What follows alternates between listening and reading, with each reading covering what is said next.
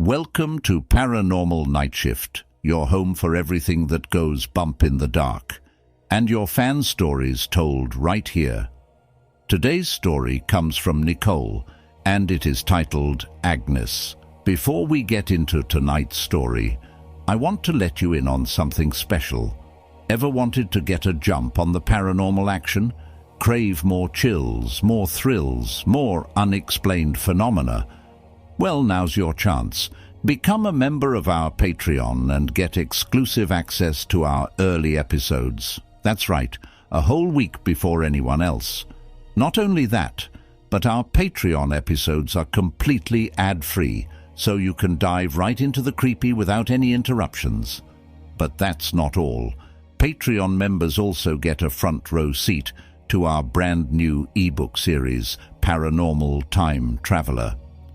In this thrilling saga, our time-traveling investigator journeys back in time to explore the strange and unexplained stories submitted by you, our amazing listeners.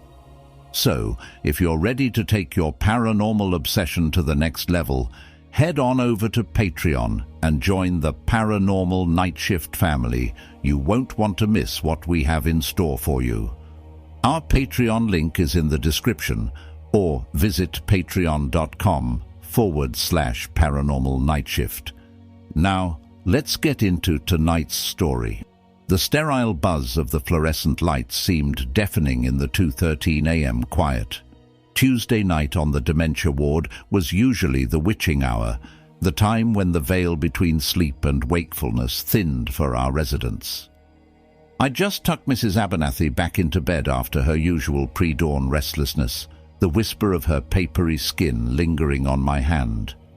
A welcome wave of calm washed over me. These quiet moments were gold on the night shift. That's when the clatter echoed down the hallway. My head snapped up, searching the dimly lit corridor.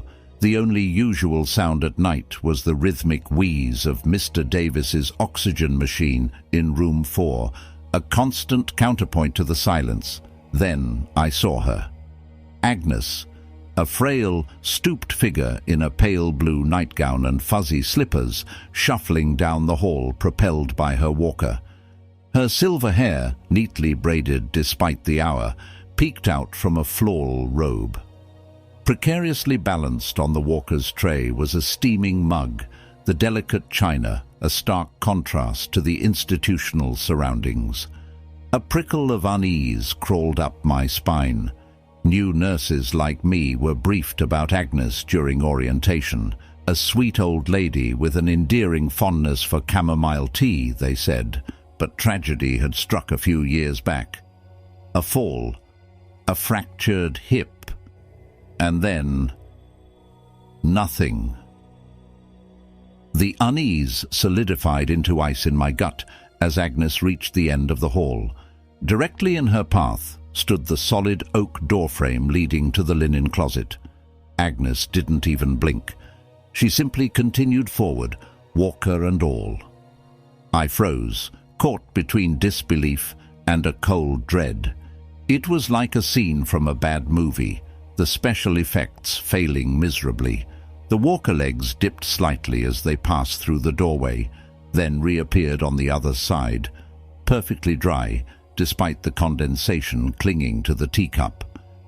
Agnes didn't even falter, her gaze fixed on the mug as if in a trance. She shuffled on, the ghost of steam swirling around her spectral form, until she vanished around the corner of the nurses' station. I remained rooted to the spot, chest tight, my breath coming in shallow gasps. My mind raced, desperately trying to find a rational explanation. Hallucinations from sleep deprivation. But the clarity of the vision, the details etched in my memory, the chipped floral pattern on the teacup, the worn texture of the robe, it defied logic. Finally, after what felt like an eternity, I managed to pull in a shaky breath. Ignore it. That's what they'd said during orientation. Easy for them to say. They hadn't seen a full-body apparition waltz through a solid wall.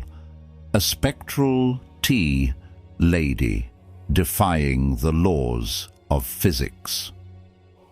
The rest of the night stretched on interminably, each tick of the clock an agonizing reminder of the spectral encounter. Agnes's ghostly image remained seared into my memory, a chilling testament to the unseen world that sometimes bled into the sterile reality of the nursing home.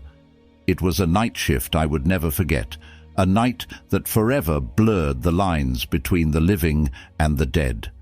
With that being said, Nicole, thank you so much for your story. Now, if you have a story you would like to submit, feel free to do so right here on Paranormal Nightshift.